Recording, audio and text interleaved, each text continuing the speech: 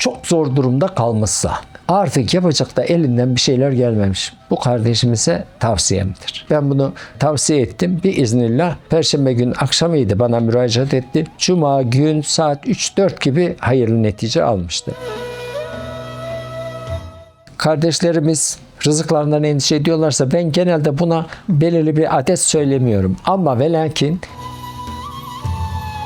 evvel bal, sonra soğan ayı oluyor evlilikler diyorlar. Öyle olmayacak. Hep asel bal ayı olacak. Bunun için neler yapılabilir? Kalbiniz kırılmışsa kırana bakmayın. Neden kırıldığına bakın. Acaba ne yaptım da bunu hak ettim? Acaba burada bir hatam, kusurum var mı? Bunu gözümüzün önüne getirip tövbe ve istiğfar etmeli.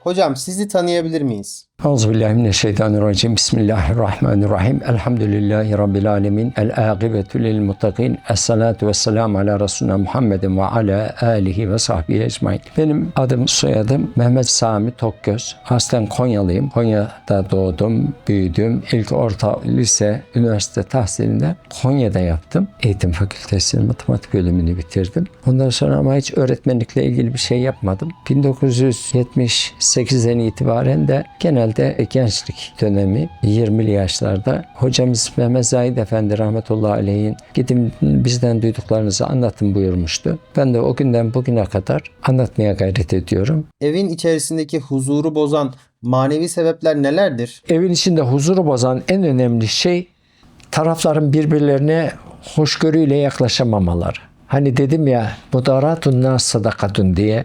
Bu hadis-i şerif çok önemli. Birbirimize alttan alarak muamele etmeyi bilmediğimiz için evimizin içinde maalesef huzursuzluk had seviyesine gelebiliyor. Bu bir. İki, kazandığımızın bereketinin olmaması da çok önemli. Evde maddi sıkıntı olunca eşler birbirine düşüyor.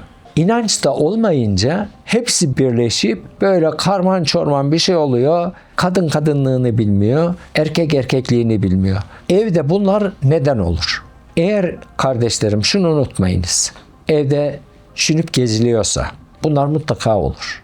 Eğer evde israf had seviyesine çıkmışsa, o atılıyor, bu atılıyorsa bunlar gene olur.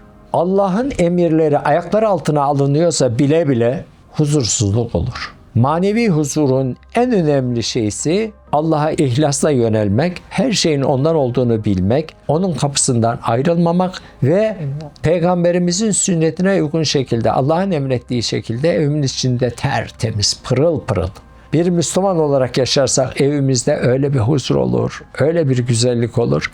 Bir kardeşim dedi ki bana, asgari ücretle çalışıyor. Evi kirada. Bu anlattığım biraz eski. Hocam dedi, ben çok mutluyum dedi. Dedim Allah mutluluğunu daim etsin dedi. Bak dedi, asgari ücretle çalışıyorum, şu kadar dedi kiraya veriyorum dedi. Hanım dedi beni idare ediyor, ben hanımı idare.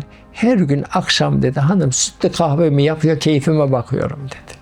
Camiden geliyorum dedi. Hanım kapıda karşılıyor. Hoş geldin bey, nasılsın, iyi misin? Şöyle otursan sütlü kahveni hemen getiriyorum diyor. Bak mutluluğu görüyor musunuz? Camiden geldi diyor. Meyhaneden gelse çocuk kaçacak delik arıyor.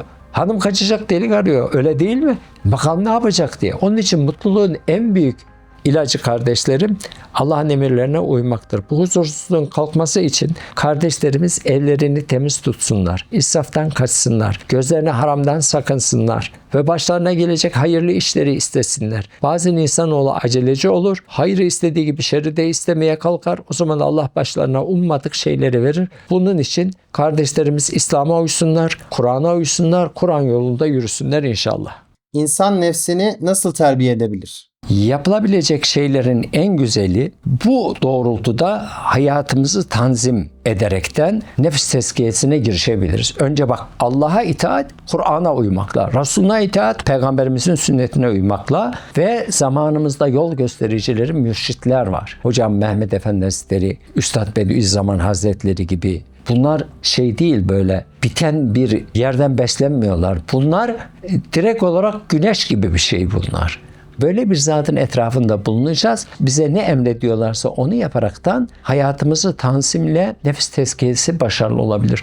Nefsi tezkiye etmek için insanlar bir sürü yollar bulmuşlar. Hayret edersiniz, inanamazsınız. Mesela bizim Balkanlarda filan bu enteresan ama bizde olmadığı halde genelde Hristiyanlıkta olan, Balkanlarda tabii Hristiyanlarla çok ilişkileri var. Demir çarık diyorlar ya, bizim Anadolu'da var, eski masal anlatırken demir asayı da eline almış diye. Bu demir çarıklar var, ben koymuştum, bizde de bulunuyor. Demir çarığın içine şey koymuşlar. Bastığınız zaman burada körük gibi arkada bir şey var. Ayağınıza çiviler batıyor topuğunuza yürürken. Bu topuk insanın şehvi arzularını öldürüyor. Şehvi arzusu ölünce insanın daha çok ibadet etme aşkına düşüyor.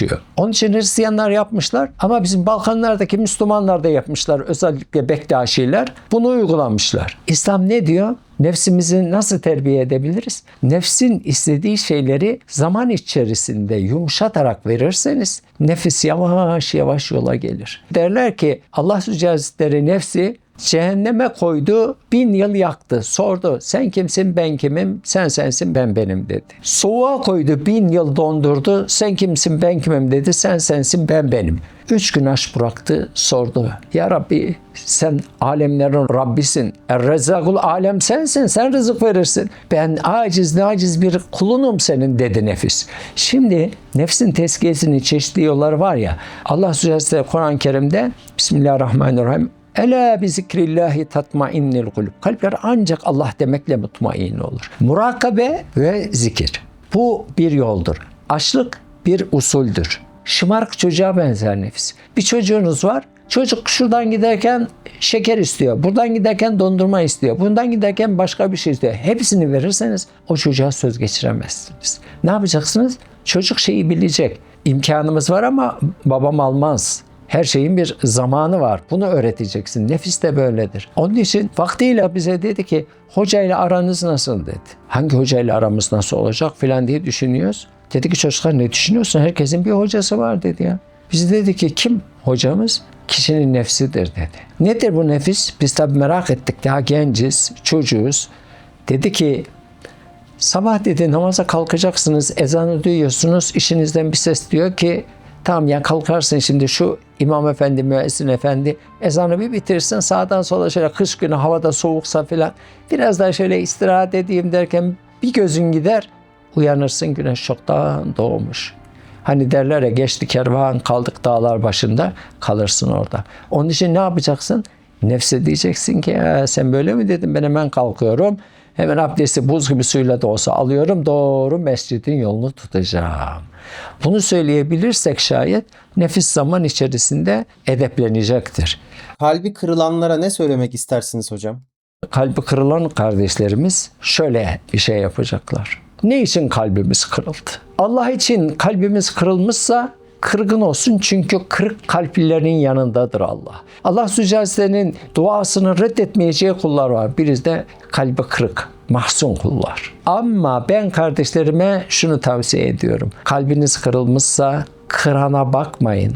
Neden kırıldığına bakın. Acaba ne yaptım da bunu hak ettim? Acaba burada bir hatam, kusurum var mı? Bunu bir gözümüzün önüne getirip tövbe ve istiğfar etmeli. Ama karşıdaki adam da şunu düşünmeli. Mevlana Hazretleri Mesnevi Şerif'te ne diyor? Kabe'yi diyor yıkmak bir kulun kalbini yıkmaktan daha hafiftir. Neden?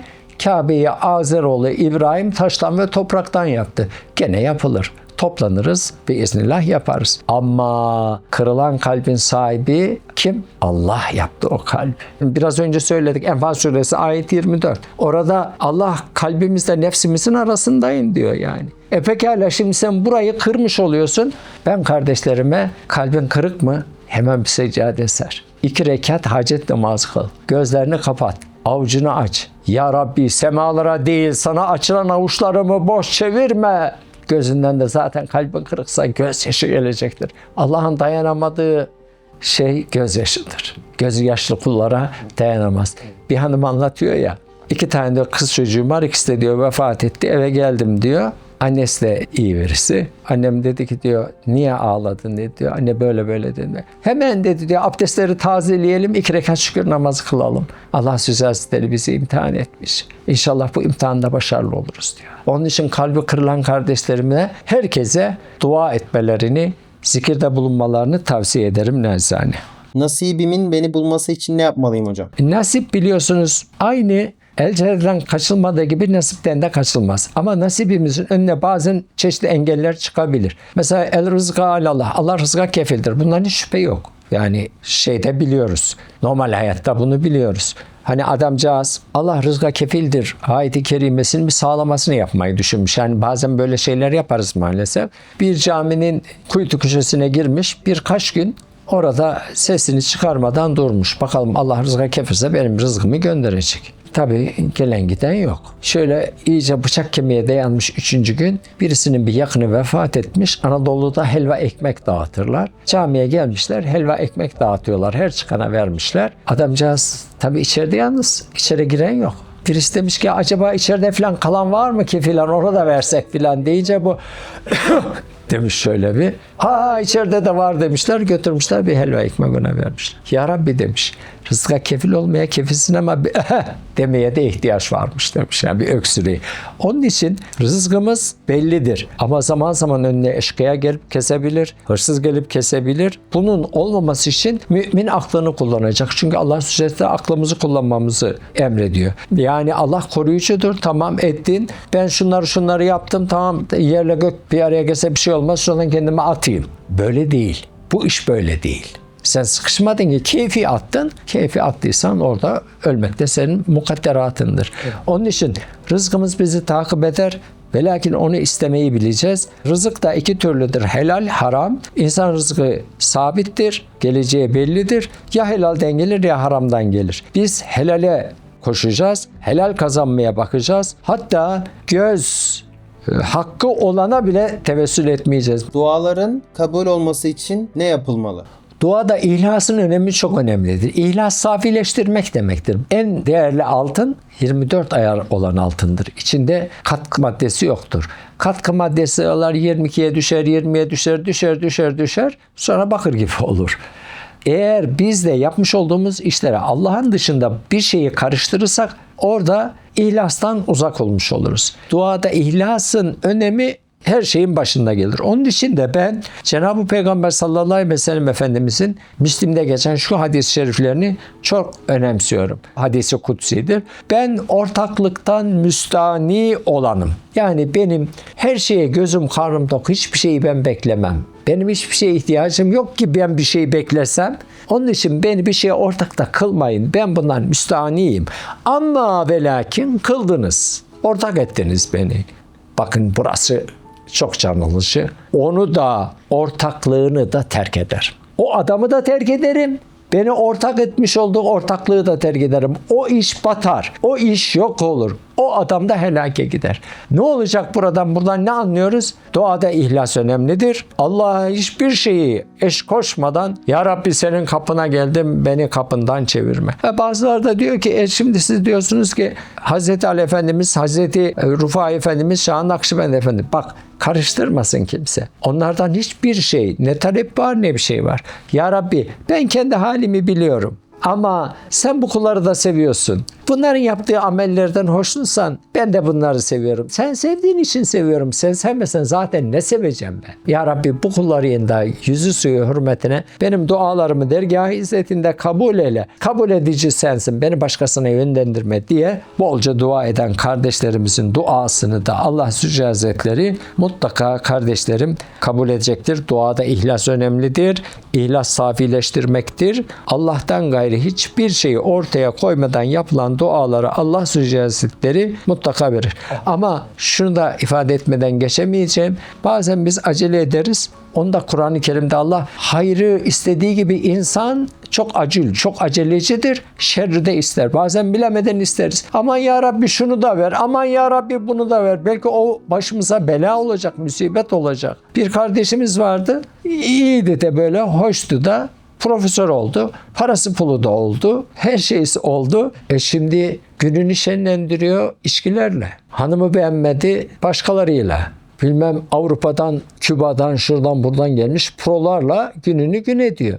Bak görüyor musunuz Allah'ın dediği nasıl çıktı? Hayrı istediği gibi şeyler. O vakit mutlaka demiştir ya Rabbi bana ver de işte tasadduk edeyim, hayır yapayım. Hayır yapacak diye hayra yönelmiyor adam. Artık tamam bitti onun işi. Allah Azze Hazretlerini haşa kendince kandırdı, yoluna girdi ama zannetme ki öyle.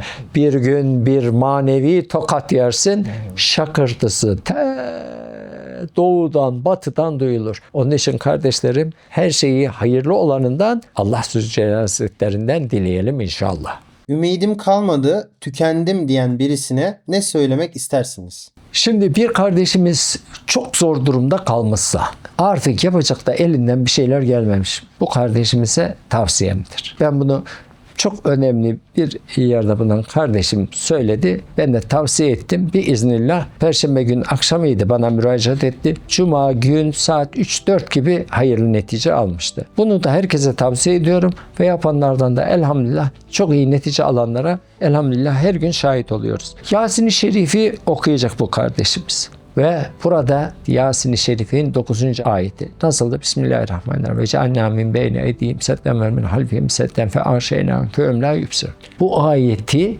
buraya gelince 21 kez okusun. Devam etsin Yasin-i Şerif'i bitirsin ve avucunu assın. Hatta bir şey de ilave edelim. 1.21 daha şunu okusun. Ve Duha suresinde Bismillahirrahmanirrahim. Ma vedda'ake rabbuke ve ma qala. Ne diyor? Rabbin seni bırakmadı ve sana darılmadı. Ayet-i kerime bu. Sonra avucumuzu açalım. Bunu da 21 kere okuyacak. Ya Rabbi peygamberine böyle dedin. Darılmadın, terk etmedin. Zorluktan sonra kolaylık olduğunu vaat eden de sensin. Ben nacizim, başa gidecek kapım yok diye dua etsin. Bu kardeşimizin ne gibi derdi, telaşesi varsa görecek ki kısa bir zamanda zail olmuştur. Bunlar hep denenmiştir. Şimdi buradaki söylediğim şeyleri ben hani böyle rast gelsin diye söylemiyorum. Denenmiş, genelde tavsiye edilmiş, yapılmış. Kardeşlerimiz karşılığını görmüş. Bundan sonra bunu ümmet-i Muhammed'in de faydasına olsun diye tavsiye ediyorum. Bir kardeşimiz çok bir zor durumda kalmışsa şayet buna devam eylesin. Biiznillahü Teala yolu açık olur. Sıkıntı anında kısa ve öz bir şey daha söyleyeyim. Onu da yapsınlar. Mesela bir kardeşimiz uzun bir yolda sıkıntı var. Bir telaşı var. Bir şey var. Bir Fatiha. 3 İhlas-ı Şerife okusun. Hasuan sahibi Peygamberimiz Muhammed Mustafa sallallahu aleyhi ve sellem'in ruhuna, Hazreti Ali Keremullah Beşi Efendimizin ruhuna, Seyyid Ahmed er-Rufai Efendimizin ruhuna hediye etsin ve ondan sonra da Ya Rabbel Alemin bu büyüklerin hürmetine ben kendimi biliyorum da kendi halimi biliyorum sana bakacak yüzüm de yok da bu büyüklerin hürmetine medet ya Seyyid Ahmed er-Rufai duama iştirak ediniz lütfen. Duama amin deyiniz lütfen diyerekten yolu açık olur. Sırtı yere gelmez. Kimse bileğini de bükemez biiznillah. Günümüz evlilikleri hakkında ne düşünüyorsunuz? Şimdi bugünkü dünyada muhabbetsizlik çok fazla, evlerde geçimsizlik de çok zor. Bu kazandığımızdan dolayı olabilir, yediğimizden, içtiğimizden dolayı olabilir. Asrın bize getirdiği bu sosyal medya denilen şeyin illetleri olabilir. Yani sıkıntı üstüne sıkıntı var. Bunun için ben nacizane bütün kardeşlerime tavsiye ediyorum. Mutlaka bunu yaparlarsa görecekler ki hani Arapların dediği gibi olmayacak. Araplar ne diyor? Evvel asel, ba'de basel. Evvel bal, sonra soğan ayı oluyor evlilikler diyorlar. Öyle olmayacak. Hep asel, bal ayı olacak. Bunun için neler yapılabilir? Bunun için ben bütün kardeşlerime şunu tavsiye ederim. 2 rekat hacet namazı kılalım. 1. rekatta Kul ya eyyuhel kafirunu Zamm-ı Sure olarak okuyalım. 2. rekatta kalktık. Fatiha'dan sonra İhlas-ı Şerife'yi okuyalım. Ve bunu yaptıktan sonra 7 defa Fatiha suresi okuyacağız. Besmele'yle birlikte. Kardeşlerim bir kere büyücüler, falcılar, kısmet açanlar onları filan bıraksınlar. Allah'ın ayetlerinden daha faydası olan hiçbir şey yok. Her şey burada gizli. Her şey Kur'an'da var mı? Eyvallah var. Ama bilirsen var. Kur'an'a müracaat edersen var. O zaman olur. Endişelerinden kurtulamayan birisine ne önerirsiniz? Bir kardeşimiz şayet çok vesvese geliyorsa, sıkıntılar üst üste gelmişse, bunun da manevi bir şey olduğuna eğer inanıyorsa, bu manevi bir şeyden dolayı geliyor diyorsa, bu kardeşimize tavsiyelerim var. Benim en çok hayatım boyunca uyguladığım, çok başarılar da kat ettiğimiz, tavsiye ettiğim kardeşlerimizin de çok faydasını gördüğü şeyler. Sabah namazından sonra 7 gün denesin bunu. Bir bardak su, içine 7 kere Nas suresini okusun. Bu var ya, insanı şifaya eder. Onu alacak. 3 yudumda Bismillahirrahmanirrahim. Bismillahirrahmanirrahim. Bismillahirrahmanirrahim. Kısa zaman içerisinde görecek ki sıkıntılar gitmiş, üzüntüler, elemler, dağınıklık gitmiş, kendine gelmiş. Bediüzzaman Said Nursi hakkında ne söylemek istersiniz? Şimdi Said Nursi Hazretleri hakkında bir şey söylemek için hiç olmasa onu kısmen de olsa anlamak lazım. Benim çok ehemmiyet verdiğim büyüklerden Tahir Büyükkörükçü hocamızın bir sözünü nakledeceğim. Bediüzzaman Hazretleri için yarım dünya gibi adam derdi yani. Dünyanın yarısı Said Nursi, yarısı da diğer 8 milyar mı insan yaşıyor, 8,5 mu? Tahir Hoca Efendi'nin sözüdür bu.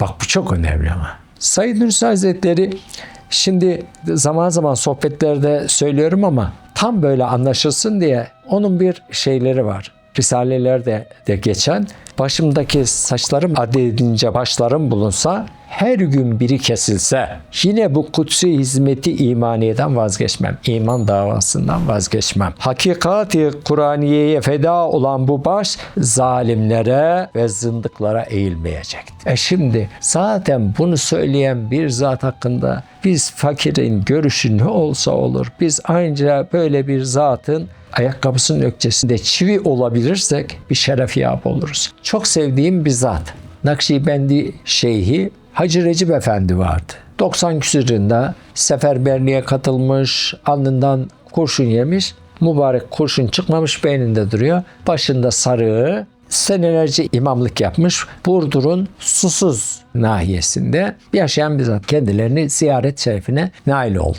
Orada çok enteresan bir şey anlattı. Dedi ki zikretmek gayrı, şükretmek gayrı, hafız olmak gayrı, şeyh olmak gayrı, hoca olmak. Hiçbirine güvenmem dedi. Ama dedi şundan ümitleniyorum dedi. Bediüzzaman Hazretleri dedi Burnu'dayken bir konuşma yaptı. Bunun içinde mahkemede işte aleyhine dava açıldı. Biz de şahit olarak gittik.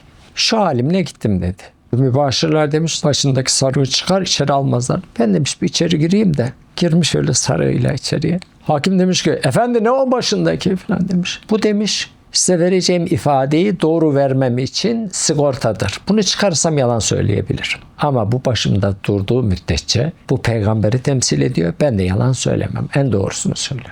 Öyle deyince diyor hakim tamam dedi diyor. İfade verdim diyor. Beraat ettirdiler Bediüzzaman'ı diyor. Bir ümidim buradadır diyor yani. Yani bu zata diyor bu kadar bir faydam olmuşsa buradan ümitliyim diyor. Başka bir ümidim yok diyor. Ben de bunu söylüyorum. Hayalhanem hakkında ne düşünüyorsunuz? Hayalhanemi ben epeydir tanıyorum. Zaman zaman da izliyorum. Allah yollarını açık eylesin. Allah ellerini bırakmasın. Allah hepinizden razı olsun. Çok teşekkür ediyorum. Teşekkür ederiz hocam.